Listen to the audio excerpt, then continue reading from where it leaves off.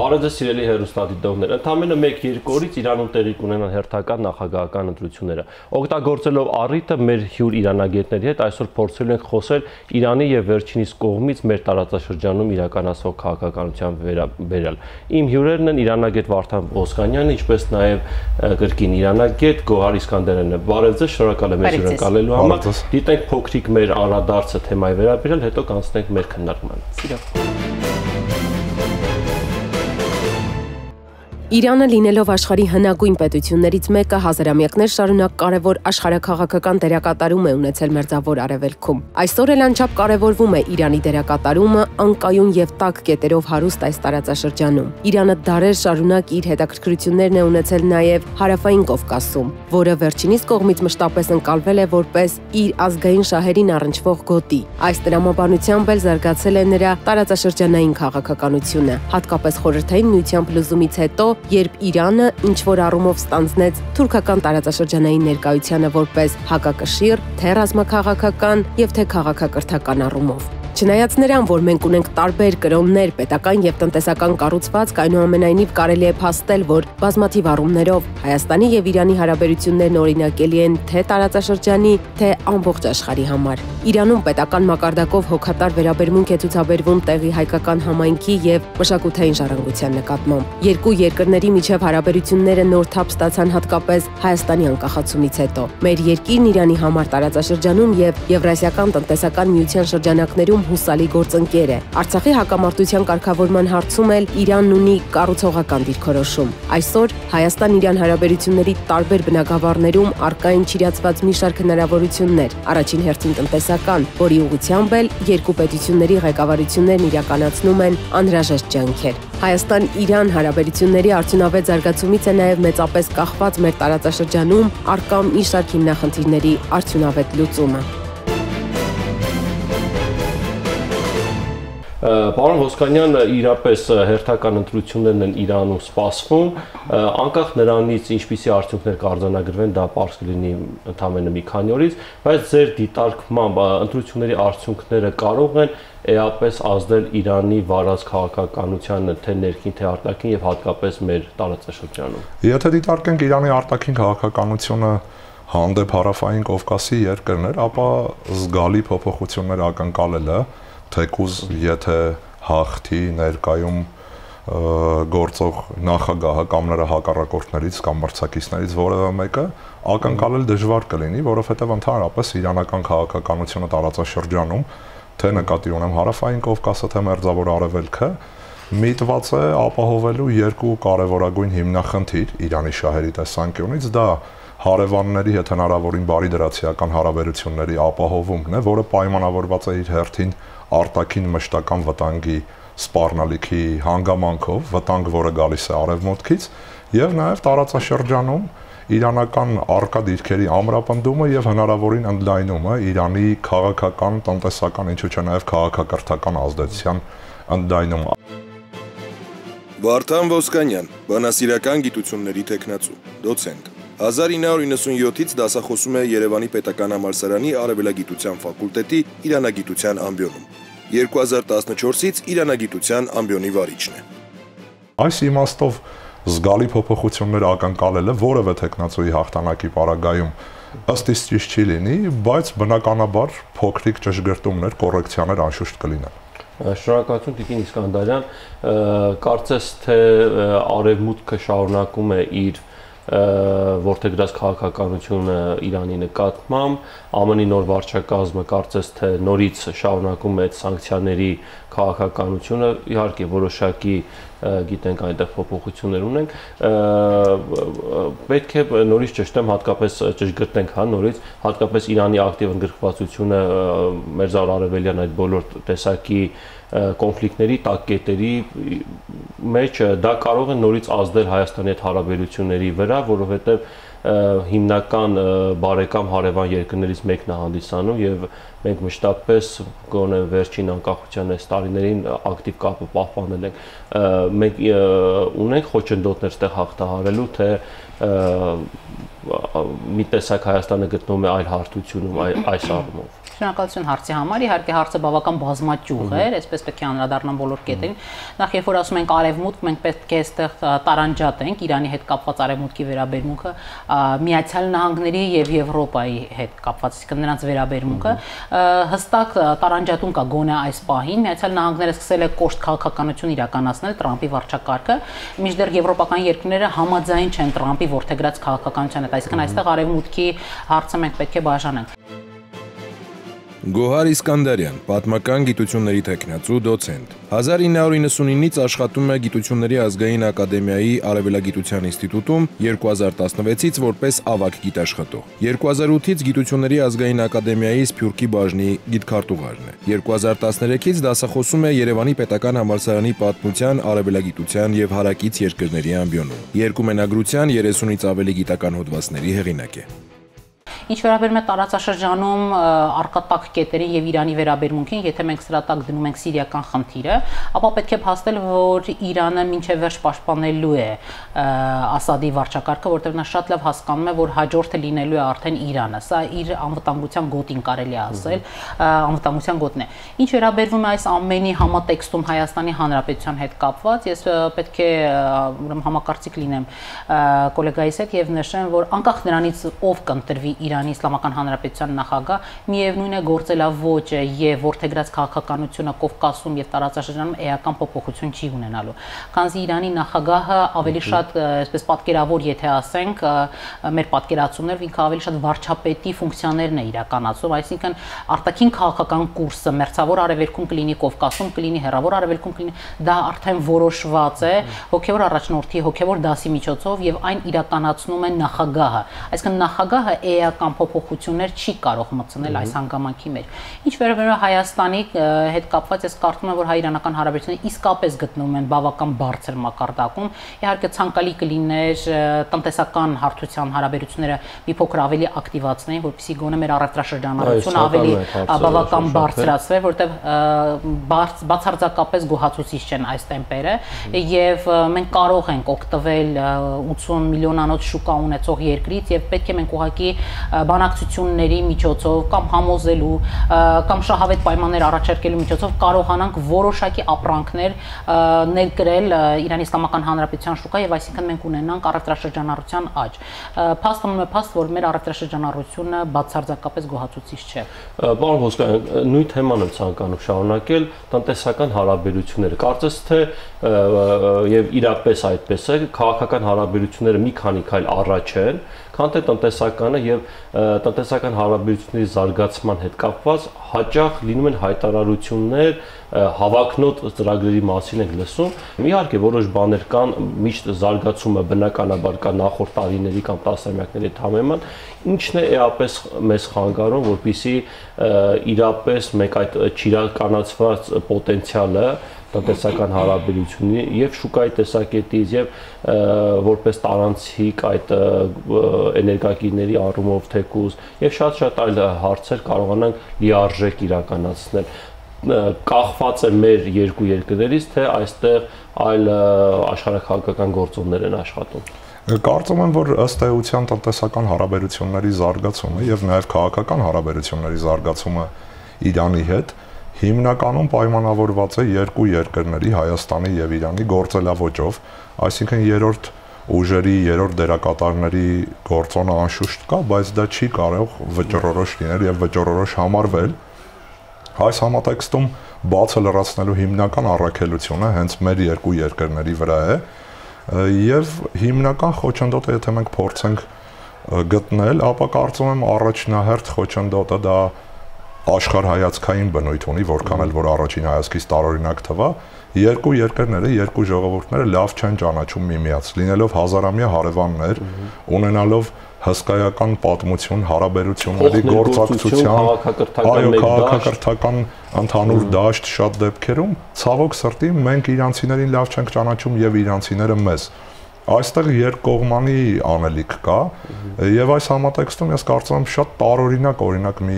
վերջերս տեղեկացա, որ դիցուկ ողջ Մեղրի տարածաշրջանում ընդամենը մեկ պարսկերենի թարգմանիչ ունենք մենք։ Այսինքն թվում է թե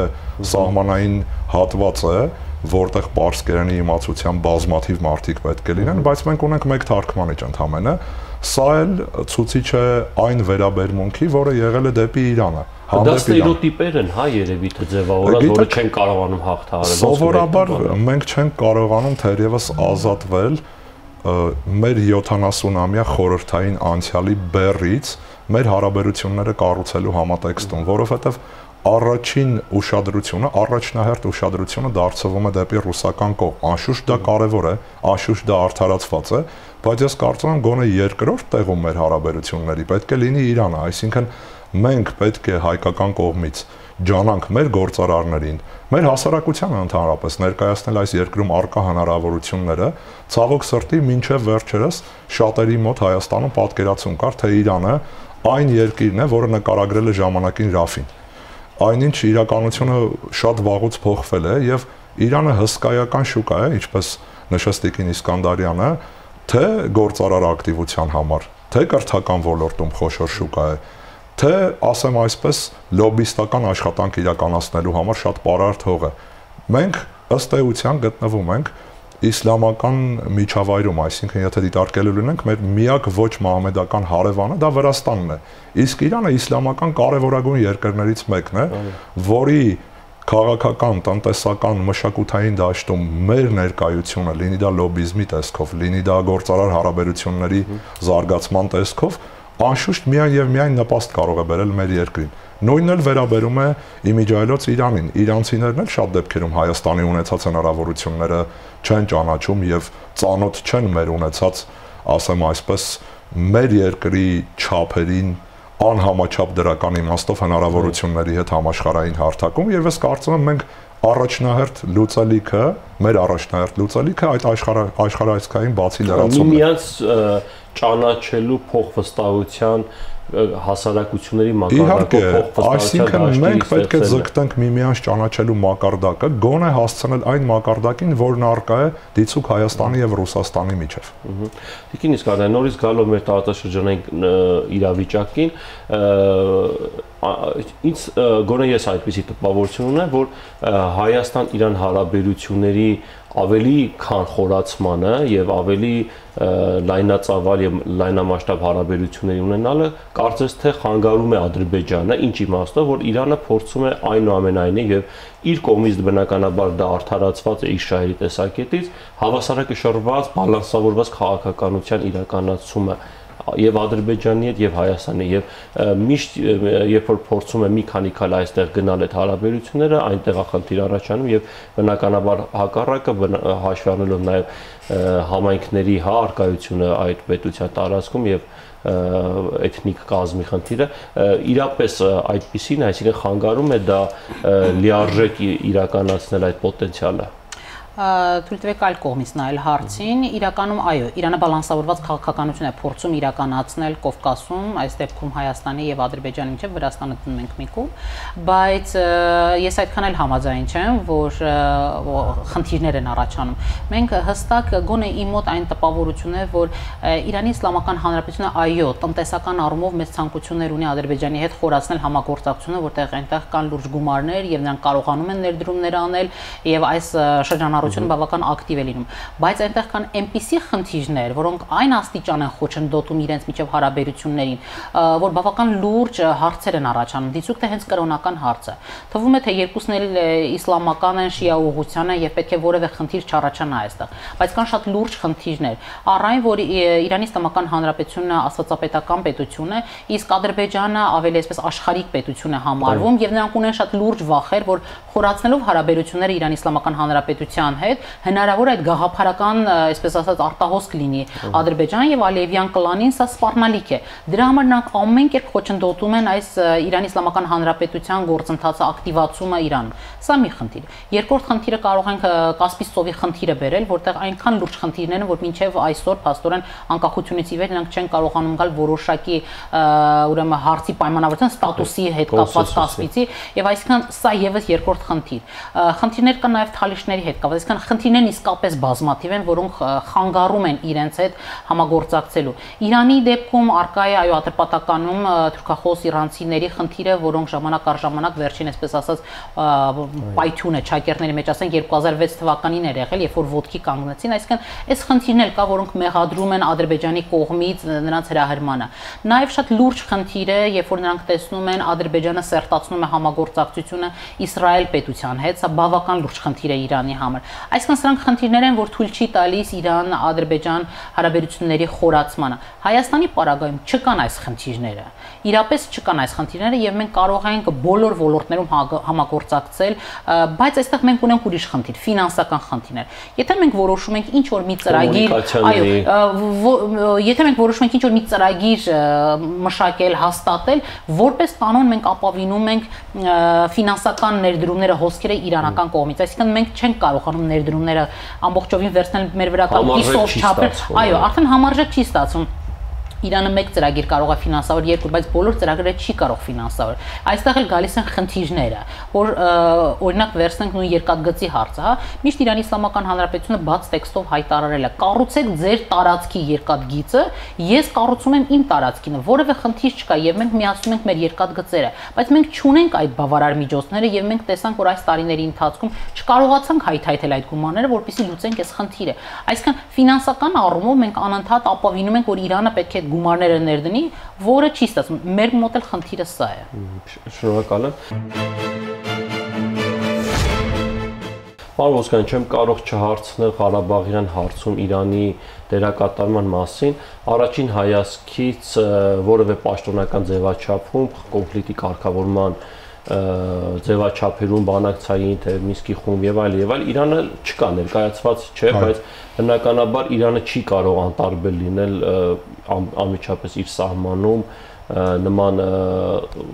տակ կամ ամեն պահ տաքացող հա կոնֆլիկտի հետ կապված ինչ քաղաքականություն է վերջինս իրականացնում, հատկապես եթե հաշվի առնենք վերջերս բավականին բարձր մակարդակով հայտարարություններ, որտեղ անգամ ակնարկներ կար Արցախի ժողովրդի կամ արտահայտության, ինքնորոշման իհարկե ենթատեքստով, բայց ամեն դեպքում այդ ակնարկները կար, ինչպիսի քաղաքականություն է իրականացնում եւ արդյոք այն փոփոխվելու միտումներ ունի եւ ինչ ուղղությամբ։ Ըստ էության այս հարցում մենք ունենք իրանական երկու դիրքորոշում, մի դիրքորոշումը դա արտահայտվում է բաց լսարանի համար եւ երկրորդ դիրքորոշումը դա իրապես արտացոլում է Իրանի մոտեցումները խնդրին։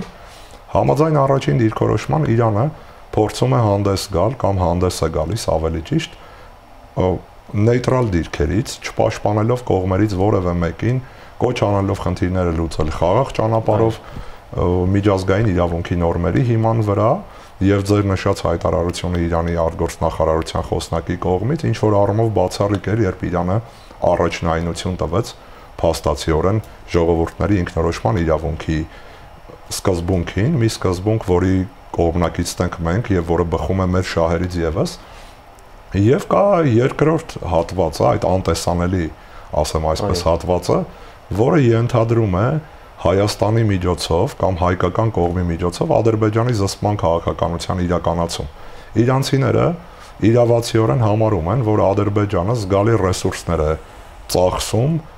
Արցախի հիմնախնդրի կապակցությամբ կամ ասեմ այսպես հայկական կողմին համարժեք պատասխաններ մտածելու ուղղությամբ եւ այդ բնականաբար այդ բոլոր պատասխանները խլում են ռեսուրսներ, թե նյութական ռեսուրսներ, թե մտավոր ռեսուրսներ եւ այլ դաշտերում արկա ռեսուրսներ, որոնք պոտենցիալ կերպով կարող են օգտագործվել Իրանի դեմ դիցուկ ատրպատականի խնդիրը թեժացնելու համար եւ իրանցիները շատ լավ հասկանում են, որ մեր բանակի ներկայությունը ազատագրված տարածքներում, ինչի հետևանքով կրճատվել է Իրано-ադրբեջանական սահմանը, զգալիորեն է կրճատվել, ըստ էության ապահովում է Իրանի հյուսիսի անվտանգության մի զգալի հատվածը։ Առնվազն այդ տարածքը չի օգտագործում հակաիրանական նպատակներով, որովհետև մենք գիտենք, որ ադրբեջանա-իրանական սահմանի արկա տարածքը, արկա հատվածը օգտագործվում է թե Ադրբեջանի կողմից հակաիրանական նպատակներով, թե երրորդ ուժերի կողմից հետախուզական նպատակներ եւ այլն։ Այս իմաստով ես կարծում եմ իրանցիների այս անտեսանելի դիրքորոշման անտեսանելի հատվածն է, որը վճռորոշ է Իրանի քայլերի առումով։ Բայց պետք է մի կարևոր հանգամանք էլի նկատի առնել. Իրանը, ինչպես ցանկացած թեկուզ տարածաշրջանային գերտերություն, ունի քաղաքական վերնախավի բազմաթիվ շերտեր։ Իրանում անշուշտ նկատելի է նաև պրոադրբեջանական, ադրբեջանամետ լոբինգի արկայությունը, որը իրականացվում է տարբեր խողովակներով, սկսած տարբեր տարածաշրջանների մզկիթներից, վերջացրած Իրանի քաղաքական համակարգում ներգրավվածություն ունեցող տարբեր անձանցից, խորհրդարանի падգամավորներ եւ այլն։ Հետևաբար կարծել, որ մեր անգործության պայմաններում իրավիճակը կշարունակի մնալ այն ինչ որ այժմ առկա է, սխալ կլինի։ Հայաստանը պետք է ակտիվորեն ներգրավվի նաև Իրանի ներքաղաքական զարգացումներում։ Հայաստանը եւ հայերը Իրանը չպետք է դիտարկեն որպես ինչ որ առումով օտար երկիր։ Մենք այդ երկրի համար սկսած Աքեմենյանների դարաշրջանից մինչև Իրано-իրաքյան պատերազմը մեծ ծառայություններ ենք մատուցել։ Մասնակցելով պատերազմների կատարում կարող է ունենալ այս հարցը։ Գիտեք, համայնքը անշուշտ Իրանայի համայնքը չնայած թվաքանակի փոքրությանը,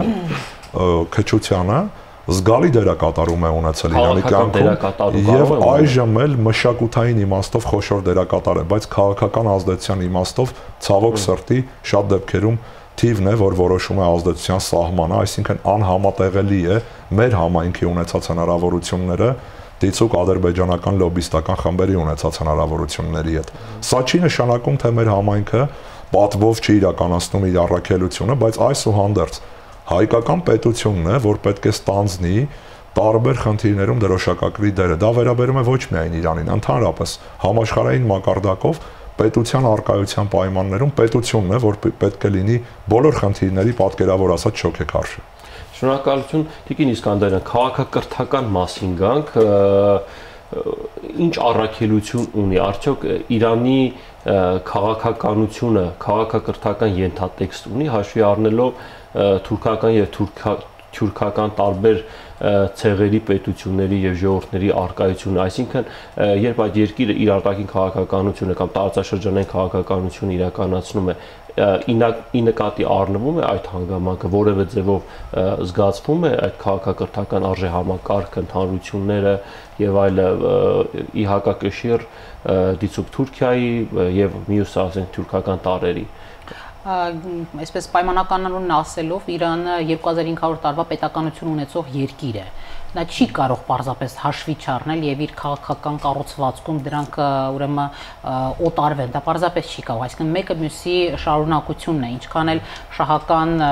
Իրանը տապալվել է եւ ստեղծվել է իսլամական հանրապետություն, բայց այնուամենայնիվ դրանց արժեհամակարգի մեջ կան որոշակի տարրեր, որոշակի մտայնություններ, որոնք շարունակում են դա մեկ ընդհանուր պետության սահմանների չխախտման եւ ամեն ինչ անել հանուն պետության զարգացման գաղափարներն են, որոնք իսկապես ունեն իրենց ակունքները։ Ինչ վերաբերում է տարածաշրջանի խնդիրներին, այո, Իրանը միշտ է եղել է տարածաշրջանի ակտիվ, այսպես ասած,